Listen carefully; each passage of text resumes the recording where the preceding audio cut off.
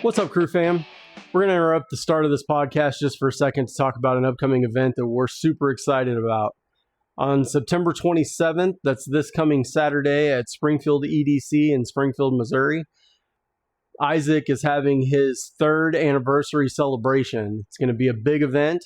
There's going to be some big vendors out there to help celebrate with all of us.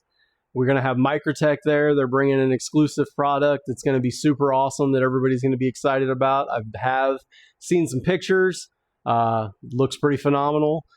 Three Rivers Manufacturing, TRM, is going to be there as well. They have an exclusive product they're bringing as well. We're also excited about that one. I think that's the one I'm most excited about from the crew. And then there's going to be Core Edge is coming out. If you're not familiar with them, they make some of the industry's best out the front knives. I know Jonathan's talked about them a lot in the podcast. He loves that the blade is actually centered right at the top of that, where the blade fires out from the top of the OTF. So super excited about that. Also, Benchmade's going to be there. They're going to have some stuff that they're going to be doing for Springfield EDC. He's also, I believe, going to have his engraving machine out there, so you can get Benchmade products engraved. You can pick something up and make it super special for you. There's going to be a custom knife maker, Tricordia Knives. Looked him up. Looks like he makes some really cool custom fixed blades and things like that. Excited to see whatever he's going to have on hand and check that out. You're going to have to get there early to get your hands on some of those exclusive things, but then stick around and hang out because from 2 to 5, going to have a knife swap show. It's going to be awesome. Sit around, talk about knives, check out everybody's collections. May find something you've been looking for, may see something you don't even know you were looking for and you just need at this point. So come out, check it out, enjoy. Thai food truck is going to be out there serving up some awesome Thai food. So make sure to bring some money for that and stick around, have lunch with us. The crew is going to be out there. We're probably going to be filming some stuff, hanging out. I know Ty Denny from Tyler Denny Knives is planning on being out there as well. So guys, we're super excited. September 27th. That's this coming Saturday. It's going to be awesome. It's from 10 to 6. It's at 1312 East Republic Road. One of the big things that Isaac always does at his knife swaps and his events is he always has some really, really spectacular raffles for everybody. Everybody that shows up can get a ticket. You buy some stuff, you can get some more tickets. Everybody's got a chance to win, and he's got a bunch of stuff. But I've got a couple of items that I know that he's giving away, and I'm going to show you those right now. These are from Daily Carry Co. They're gravity knives. This one right here is an aluminum that is been anodized with this beautiful blue color. This is just a raw TI. It's titanium build. This one's super sweet, guys. A little bit heavier than the aluminum version. Has a little more weight to it, but they both function amazingly. They're both really cool. They're both super pocketable. Throw them in your pocket, they just disappear. This guy's got a retail right around $119. This one's got a retail right around $199. But you will have an opportunity to take one of these home for nothing just by coming and showing up and grabbing a ticket and entering your chance to win. Guys, we're super excited about this event. Come check it out. Come hang out with the crew. Come hang out with Springfield EDC. Meet some awesome people. And hang out and just talk knives for an afternoon. We're going to be excited to see you guys out there. We'll be videoing some stuff, so bring some cool knives and show them off, and we'll throw them on the video for you guys too. We'll see you guys there. Thanks, guys. What's up, crew fam? We're coming to you today. This is Chris. Jonathan. Ben's behind the camera, and you're going to get to hear from him here in a little bit too. Coming to you today with a fun video, we think. We're going to discuss all the different kinds of locks that are out there. Now, we're obviously not going to cover like all of them, every single lock, because there's everything from, just frame locks and things like that normal to, stuff. You can go crazy and go wild, and there's all kinds of some cool like stuff. minor, niche type stuff like that, where people have kind of designed their own and done some things. And there's some really strange ones out there too. So, we don't really have anything crazy strange to show anybody today. I don't have $4,000 for an old Hawk. Right, exactly. So, that being said, this is part of the reason we like this one. It gave us an excuse to buy some crazy little things. It did actually give us, and some not so expensive things too, which was kind of fun. So we'll start off with some pocket checks though. For those of you who haven't watched or haven't seen, Springfield EDC and Isaac kind of threw down a challenge to single knife September. And then two knives, we took it to a different level even, and we brought in our buddy Ty Denny from Tyler Denny Knives. And we actually drew names and numbers, and we got to pick what each other carried. Jonathan, I'll let you go first since I got to pick your knife out of that group. Fair. So I'm doing my job. It's my K-bar. State and Union. Here, I'll move it. There you go. And look, like blade's dirty and like there's gunk on the edge. I've some love. killed. There is some love, and Yeah. I've killed a box or two. You one-handed that thing yet, or I mean, it's dropping shut pretty good now. Just get your finger out of the way. Yeah, you know. No band-aids. No band-aids. Very nice. We're good. That's truthfully all that's with me today. I've found myself surprised. I didn't love the clip at first. I really didn't, but it's grown on me. It works. It doesn't catch on anything. Yeah. Not at you, Ty. I haven't destroyed any jeans as of yet, but no, I'm finding myself enjoying it. Nice. I will say, single September carry is not my thing. I like rotation. That's all right. I think Ty may have inspired us with in our group chat about Modtober. I kind of like that Modtober. idea. We can go and have something modded or carry something that we've modded, but I say we don't make it like a single knife thing. We just carry that maybe a majority of the time or something. But I thought you were going to throw Ty under the bus for the mulligan that he requested from the group. Hey, you know, your brother only gets married once, hopefully, right? So I mean, true. You know, we love you, Ty. So we gave you a pass for one day. So we will be checking tomorrow to make sure that Delica is back in your pocket, though. Better be just as orange and just as dirty. Yeah, exactly. So Ben, you want to show us what you're carrying today for Single Knife September? There we are. I'll show you. And just a minute. It's flashing this latest little Olight. Nice. My favorite. It used to be just always the Nightcore tube. Okay. But the problem is this actuates sometime in the pocket. Plenty bright, plenty light. Sure. But then it starts to burn. Yeah. Yeah, that starts to burn. Of course, the September single Vosteed Raccoon. I still like this knife. Yeah. It's so classy looking. You can tell he's been using it too. And he can go Modtober because he actually started to work on those scales a little bit. Very quickly had to add some contour to the scale so it didn't print quite so hard. Sure. But makes it comfortable. It's very nice. I still bet like you we this could thing. play with that and contour it a little bit more, and I bet you you'd love that thing. Yeah.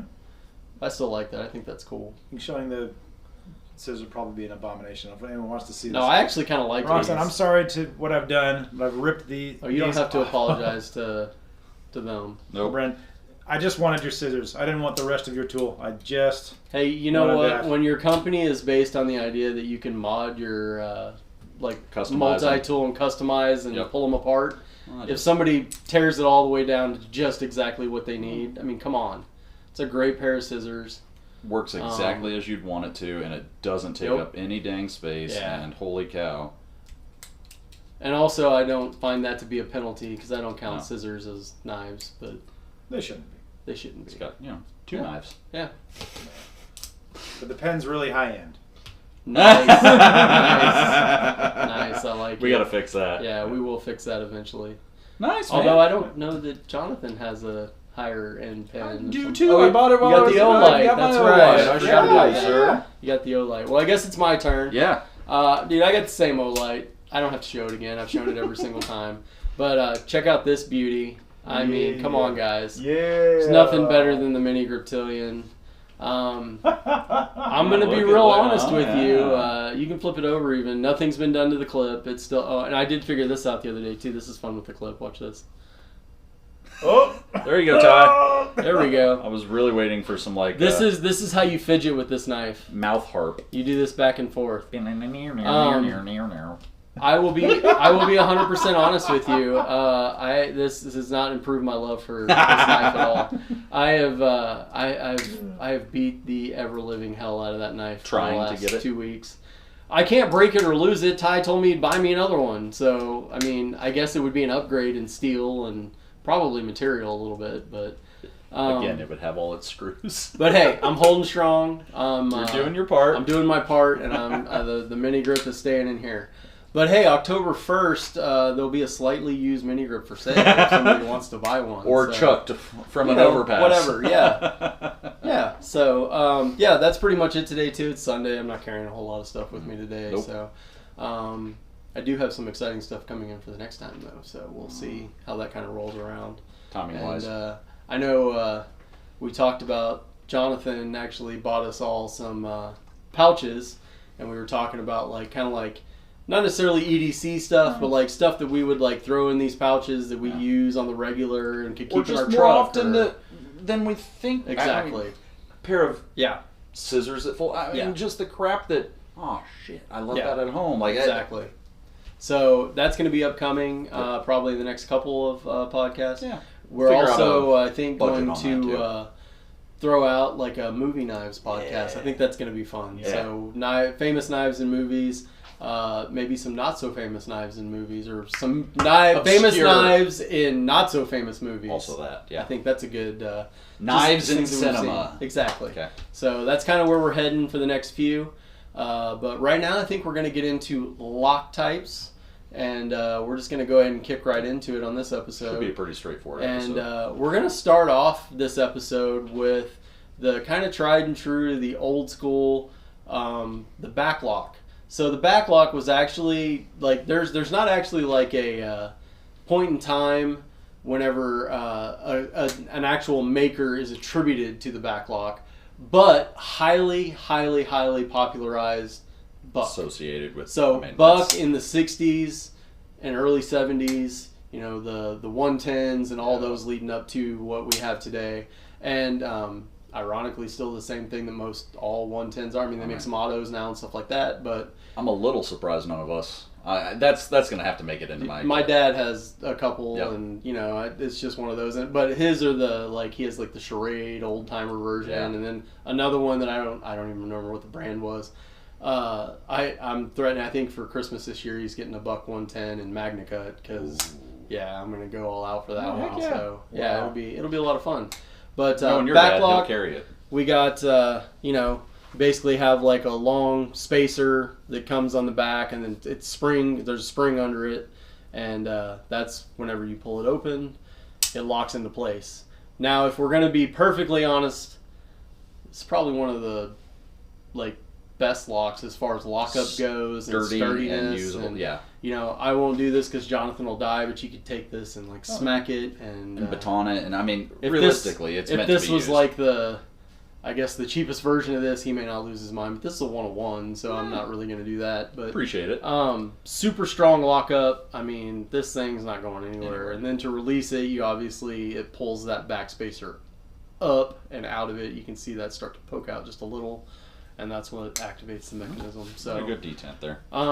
It's loosened up a little bit with me using the dang thing. But I mean, the idea is it's supposed to be super strong, super reliable. And we'll kind of roll into that one a little bit with the precursor to that. Even if you start going into super early knives, slip joint, and the slip joint is just what it says.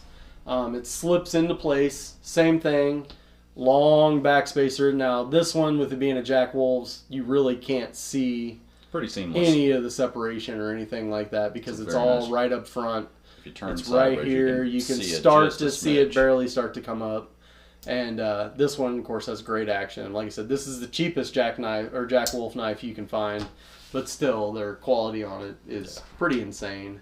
And I mean, it's stiff to open, it's stiff to close, but it should be.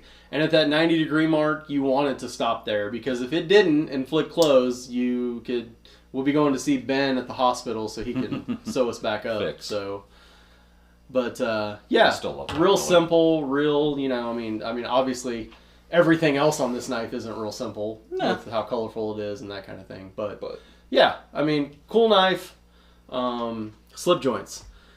Now we'll kind of do something real interesting as we morph into more. Now this is a friction folder.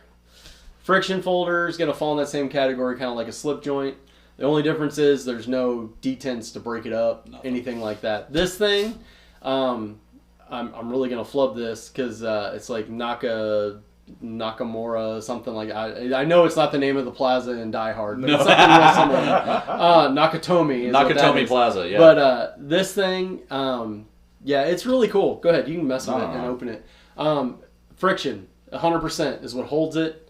It's real slow to open. It's actually kind of smooth once you get it started. Yeah, after that, like 30, 40 guys, degrees. you can pick this knife up on Amazon for like $16. They make more expensive ones. This one was brass.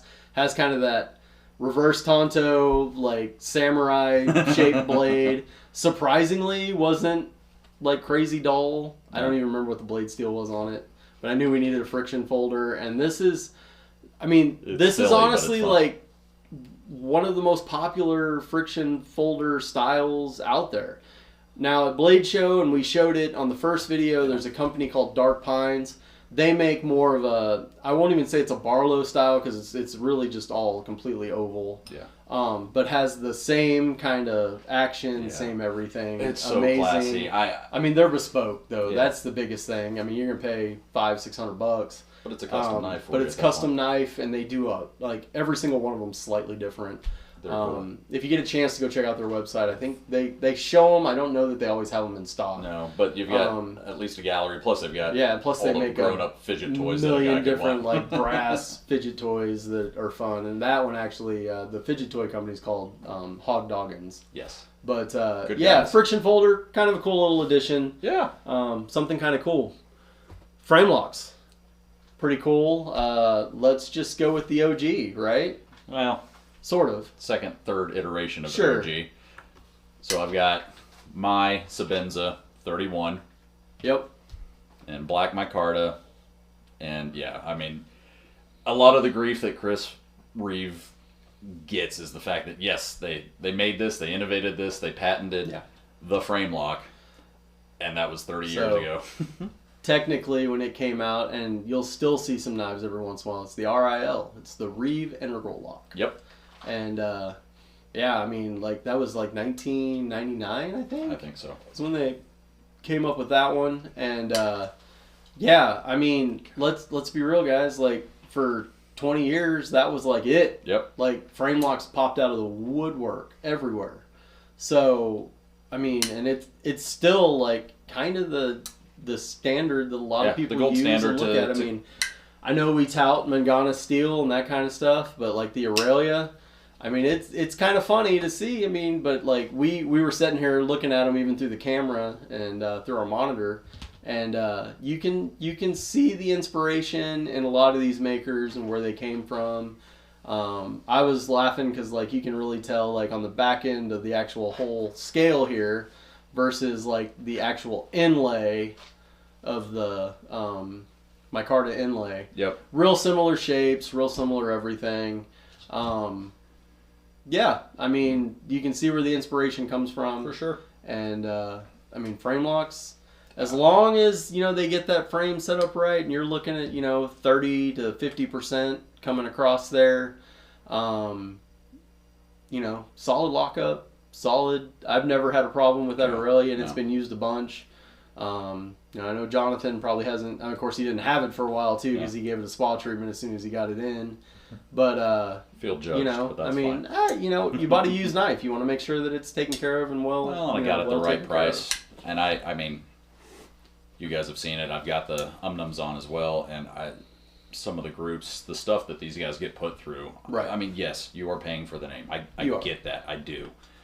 But it does feel like a quality piece in hand, and the stuff I've seen people do with these things is kind of crazy. But the great thing, well, and that's the thing is too, is that buying a knife like this, yes, it's expensive. Yes, it's, you know, this could be considered like the top of the line when it comes to like frame lock knives like this. Mm-hmm.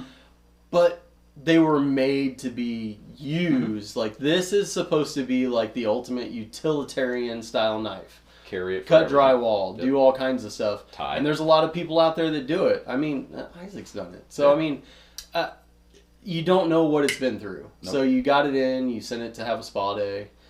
Came back looking brand new. I guess a spa a few weeks. But hey, they quoted me 6 to 9 weeks, and it was back in right at 6. So I can't fault them for that.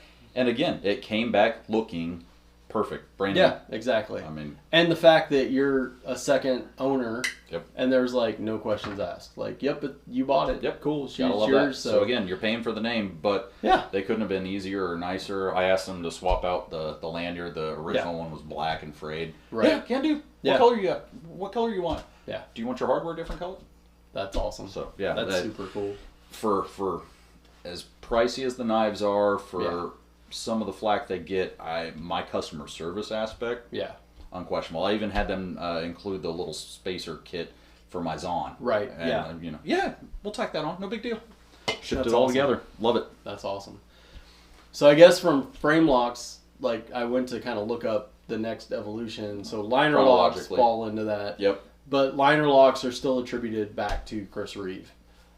Because it's the same function, it's the same form, it's the same everything. So we'll show you this guy. You've seen it before. It's the Blue Label Chavez Rendition.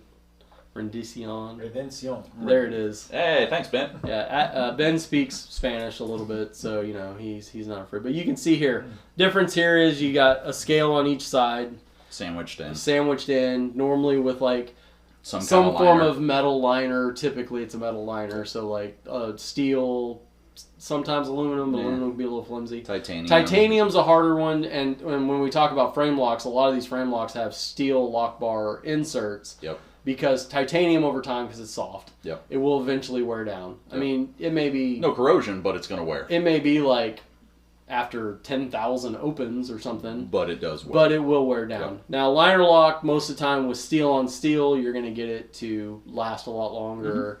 Mm-hmm. The great thing about it is too is if you want to make it your own, and especially like with Chavez and some of these other brands, you can get any color metal like version of scales that you want. And I'm still trying to find some brass ones. Yep. They're always sold out. They're hard to find. They didn't even have them at Blade Show. The patina on this thing would be. Yeah, exactly. So, but super great. Yeah. Yeah. I mean, still easy one hand. Yep. Oh yeah, that guy's been well loved though. Yeah, that's true. So it's been taken care of several times too. Easier to take apart than a Benchmade. Yep. Much easier, I might add.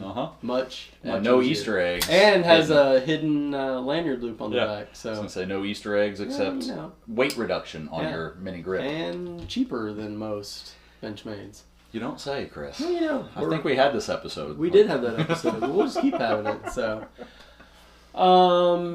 let's go to button locks. How about button locks? You got a great one. You got arguably maybe the best button lock on the planet right now. Yeah, it is. It is. Wow. Yeah, we tout it. We love it. I know EDC loves it. Ben and I are over the moon on these things, and I know Chris has a love. They've got some cool new. They do. Patterns out, but I am a sucker for this distressed. Yeah. They did the navy. Navy with the brass is classy. It is. And it comes distressed this way, and like this acid wash distressed blade. And I mean, you even carry it to the... Yeah. But we're not worried about the finish. We're talking about the button lock. Yep. Which we can see in the back there. Yep. And the plunge on this thing, which, I mean, this thing runs on... Bearings. Geez, OP. It's Sunday. I should have had caffeine. Just like all of their Bally's. And... God. Fidgetability. Bushings. Thank you. That's the word. Yeah. It's phenomenal. And I will say, I've had in my hands the newest milling pattern. The wave with the fine step. The wave with like the fine step across it. And dude, it's on another level even. It's kind of crazy. Mm-hmm. You need to go in and check it out. It's really, really cool. Play. Yeah. I do have one other button lock. You do? These, I think several people will agree with me. Love this guy. ProTech nailed the button lock on this thing. I mean, it's... Yeah. Plus, it's pretty. And the thing, I think, with ProTech is they're like... Seems like every iteration they start to push forward, everything just gets better and better. We talked about it with the Cambria and like how each one of theirs tends to get better and better and better. There's Mordax in there. Ben's contribution. So, and I mean, you can see the actuation on the back of this guy, which is something I love on the Intero. Right. Where that collar slips over, locks in place, and I mean, the dang thing just doesn't move. Yep. It's not the strongest lock ever, but No. it is just It's not. one neuron only required to close. Yeah, it's Right. very fidget Very friendly, simple. and the one hand is super nice. And And then Those another Ben's. iteration of that with Ben's Raccoon, even. You can use the button to actuate the line, back liner. so it's a top liner lock, but still a button. So you kind of get the best of both worlds. You get a good strong lockup with the liner interfacing with the blade as it comes around, or the tang I'm of the trying to blade. get you guys a shot of that. But So- you can see You can see there. So you get that liner lockup with the back tang of the blade, but then you get the ease of using the button lock. So it's kind of the best of both worlds whenever that happens. I think you're going to start seeing a lot more of these. I would bet. I mean, it makes sense, and again, it keeps, like Ben said, Right. that single neuron fire. Exactly. It's one hand. It's easy. Right. You still have the fidget friendly. And the thing is like with something like this, it's open, and then with like a liner lock or a frame lock, you're down here. There's the chance that the blade comes down, catches you for this. I mean, there's nothing. It's just your hands out of the way the whole time. That's a big deal So- for guys like me. It is. It is. Well, it's a big deal for I think all of us. One But- or two princess band-aids. Yep. Yep, it is a huge deal. So we're gonna stick with buttons. Let's go to the next evolution of a button lock, which is gonna be your like switchblade. Button If we're release being in autos. switchblade, Yeah. right? So side opening autos. Same idea with the button lock. The only difference with the button lock here is obviously it's captive with a spring, and that's what's holding the blade in. So think like an assisted knife, but it's 100% going to fire on that. So you push the button, it fires. That's where the locking mechanism is. So you have to push the button in order to close it, which is what the lockup is. So, But what still blows my mind, and I don't know why I attribute so much mysticism to an auto. I mean, it's a wound spring, it's a Sure. release, but I mean the damn yeah. plunger button is exactly the same Yep. on Yeah. this guy as it is on. Oh, it's just it's my it's machine loaded. wise. It's loaded with a spring. Yep. That's the only difference in most of them. There are your anomalies out there that Sure. do some things a little differently, but General rule of thumb. I mean, And yeah. I know how much you love that, and I know how much you love to hate on this, and we've already covered this. I like the Benjamin. This thing hits hard. It does. There you go. If you Yeah. wanna hit hard. Oh. If you want to hit hard, No. there's where you hit hard. Yeah, dude, that thing's crazy. Oh. I don't know. It's less. It It's feels less like the same. blade. It's less blade, It so is there's less less blade. whack, but it feels like it is the same damn spring in the two of them. So yeah, Yeah. button lock. Button lock autos, we love them. Super- We don't have any. Ooh, here's the non-auto button lock, but it's pretty. Oh, yeah. Oh. I had to throw that one in. Yeah. Look at that gorgeous. Good drop shot. I'd put this in a pretty good. I'd put this in a category like just right below your machine one. Look at that button. Right below it. I'm right below it. I said below it. That's fine. That's being nice. It's a really nice Yeah. knife. You know I love that thing. Yeah. Take that back before I do. So now we'll kind of move on. Those are kind of the major Yeah. that you see all the time now. We do have an OTF.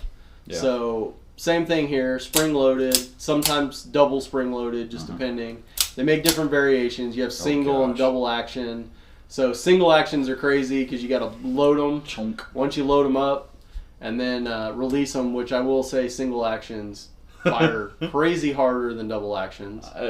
In my head, it's like the old 007 games Mhm. where if you're going to have a knife that shot out, it Yeah. had to be single action. Oh, because exactly. It would Yeah. harpoon from across the room. Right. But, dual action OTF, this is a Kershaw live wire.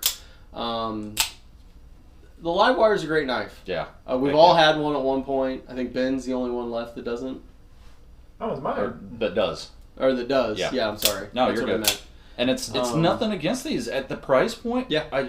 Realistically, I Yeah. think I'd like to get my hands, and may not last, but I think I'd really like to try one of the Core Edge. Yeah. Yeah, I think they make really good ones. The centered blade speaks to the OCD in me. The thing with me on mine, I had the double edge dagger, which when I go with an OTF again, I'm not going to get a double edge. I wasn't a huge fan of that, except for Core Edge makes a double edge Tonto that's They kinda cool. look cool, but practicality wise, And it's also like it's just here though. Okay, it's not, so you still it's have not something. full, so you still have a little place to put your thumb. okay. But my biggest gripe with the live wire, and it has nothing to do with the action, nothing to do with the actuation, nothing. It's this damn pocket clip. Yeah. Worst pocket clip on a knife that I've ever seen. Well, What probably do you not mean? ever, but it's bad. It's bad.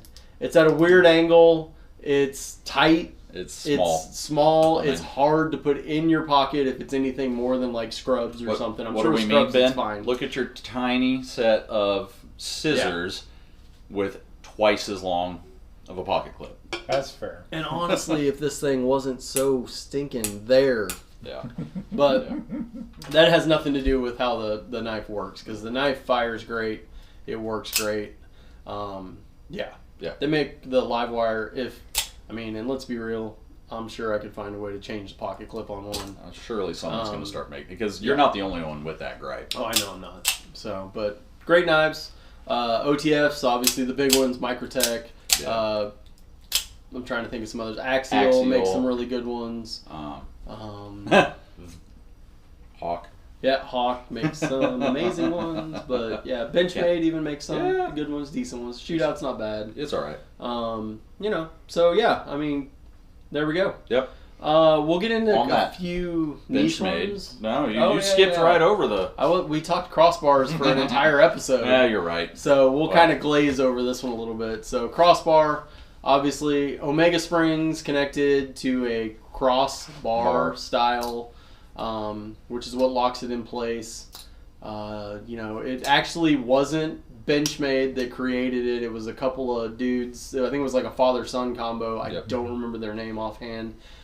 They came up with it, but then Benchmade bought the rights to it, and that's when they started making their crossbar lock knives. And that has kind of just been their thing since. And it has been their thing since. So. A couple different variations here. This Kershaw is basically the exact same. Yep. This is real close to what a bug out is. And then we got the Spyderco, the Mannix. Mannix 2. A little different. And it's their caged bearing. Yeah. And it still actuates very similar. Yeah. Because you got it on either side, but I know some guys that'll swap these things out for ceramic balls, and you can do stainless stuff. But they just released the Dodo again that has the ceramic balls on there like that. So action-wise, it's cool, and it is. They do a lot of these. Things just so wide, and you get this nice knife, good blade steel, great feeling knife, and then the dang. Yeah, it's plastic. It's plastic. Why? It's okay. I don't know. Yeah, That's what I say about 99% of. Never mind. So anyway, I get it. It's the crossbar lock. It works great though. Yeah. So we don't actually have a Demco, and they came up with a Shark Lock, but we do have the Flytanium Arcade. Thanks to Ben. And the Arcade actually has a Demco Shark Lock in it. I think this one actuates a little bit different than even the Demco. It feels different. But I also think that has to do more with most of the Demcos I've handled have been either aluminum or titanium scaled. And I think that metal on metal just makes it a little bit different feeling than this does. It slides different. This one feels... I like this knife though. Yeah. I do too. I think it's cool. Plus it's got that fun. shark bite right there that you pull back. So it's hard to capture it in the video, but you can see the mechanism grabbing and letting go in there. It's pretty cool. If you want to talk mechanism alone, it's kind of a crossbar. Yeah. Really. It's just the actuation is on the top and it pulls everything back, and that's how it works. I realize that the actual mechanism inside is nothing like a crossbar lock, but it's the same idea. Brings a nice ambidextrous thing that the crossbar does, and it's pretty cool. And same thing here that you get with the crossbar and with the other is you don't ever have to have your finger in the way when it's closing. Granted, this thing, I'll get it down eventually. But yeah, I like it. Look at that. Look at that. So that's the Shark Lock. So kind of a cool little variation, and I like it a lot. So fun. It is fun. You need One more of time us with is it. probably going to have to get a Demco eventually. So you're not calling it? I actually like the new ones. The The little Nano Shark. the little tiny thing. Yeah, the That's Nano pretty Shark. cool. It's really cool. But the problem is that I really like the tricked out one. It's like $349. Yeah, But it's cool. It's really cool. And you could murder all the cardboard, not You just some of could. it, but You could. all of it. They have the Razor Shark, which is cool. It's like their utility knife. Yeah. Well, that It's one's only cool. like $75. Of course, you're talking like G10 it's not G10. Oh, it's that GR. It's like it's kind of like FRP, like what reinforced nylon. yeah, GRN. something. GRN. That's what it is. Glass reinforced nylon. But with the utility blade that comes out of it. that's They have cool. an orange one, which I may have to snag eventually. But You and already Ty can sold have your out of orange that thing. one. So different lock now. Ben's bargain buy. Hey, I will never talk smack on an Open L. This thing's freaking These are awesome. silly. So it's silly. this to me screams you're going to take the wife out on a picnic and you got to have a knife to cut up some stuff. That's what this is. Yeah, you keep this in your picnic It basket. seems very French to me. I don't know why, but that's what I associate it with. It's a peasant knife. It is. It is. It is. It's very like old country peasant style knife. Should have some more scrimshaw on it, really. Yeah, and they did. They're releasing like national park versions of these that are collectibles that really? are kind of cool, and they're only like $20-$25. They're not That's a whole kind lot. of fun. But I mean, you can get like a basic Open L for like $14, something like that. That's cool. And yeah, super cool. So it's kind of like slip jointish. You open it, or even friction folder, but you do have the benefit of the ring actually turns on it, which locks it in place. Yep. Just A little be bit safer. real careful if you're. Yeah, You're the rotating. the ring's not like the best hardened No. steel on the planet, But you're it not holds it using in this place. for Exactly. your heavy use every day. Exactly. It's fun and it's neat and it's. I different. think that should have been the knife he had to carry for the month of September. You guys are savage. I love him more than that. If I would have had the pick, this would have definitely been in the top 3. You're welcome. You're welcome, So Ben. Much appreciated. would have definitely been in the top 3. I like liked it. this. I see you It's liked alright. it. No, but I actually really like these. I'm surprised I actually don't have one of these floating A around little bit. because it's just a good utility style knife. And Like you're not you can just. Heavily invested. You're into not. it. If it breaks, you buy another one. Yep. I mean, you're probably not going to find another one with some like bicycles traversing mountaintops. No, on but it, on that note, you just start working your way through the national park system. And when all every else- time you break one, you get another. and when all else fails, you just break out your wood burning tool, or I use mine to stipple like stuff with. the other hobby. Yeah. So, but you could burn whatever you want in there. We could get Ben the other side of this. I should totally put your name on this. That's not where I was going with that. I was Okay. going like anatomy.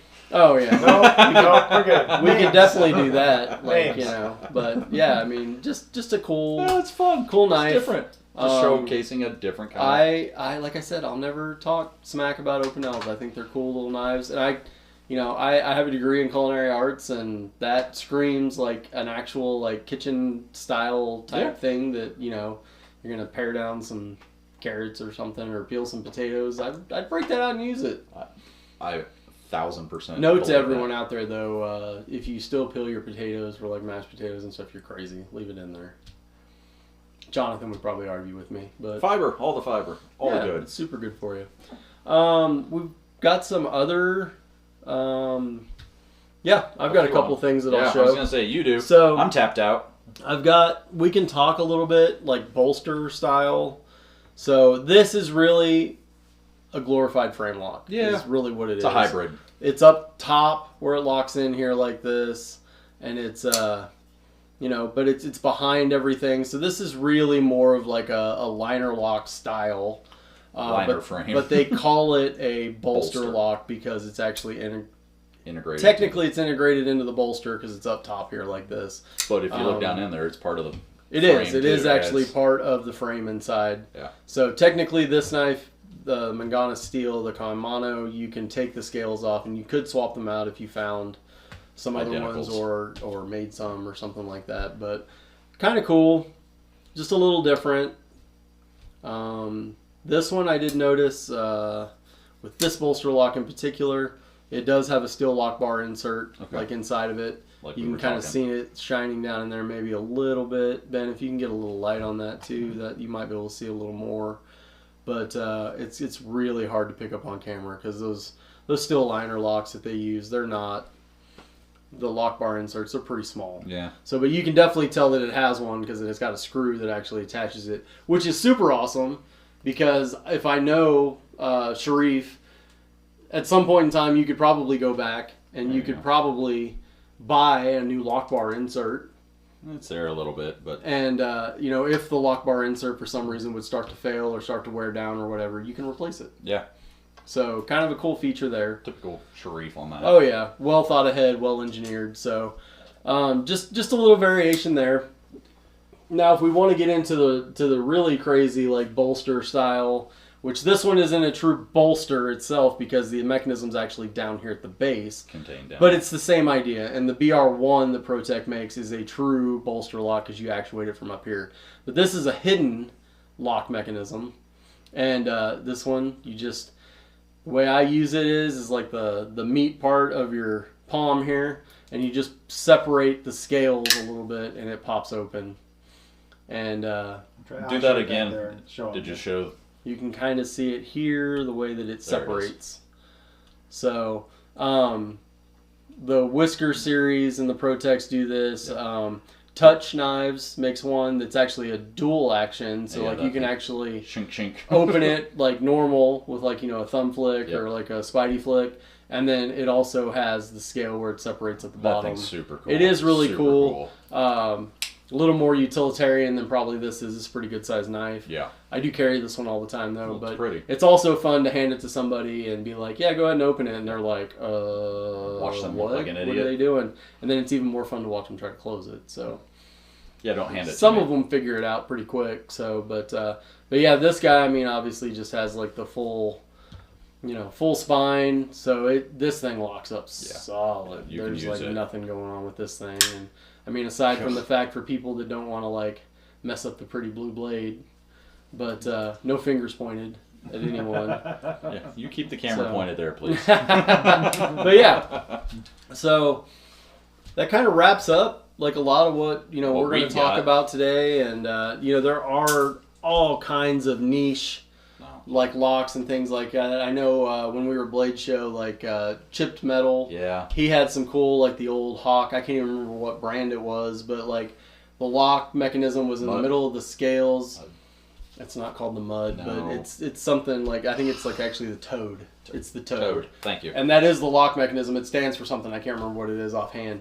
But if you get a chance, I might inlay a picture of one over it because I got a couple of pictures.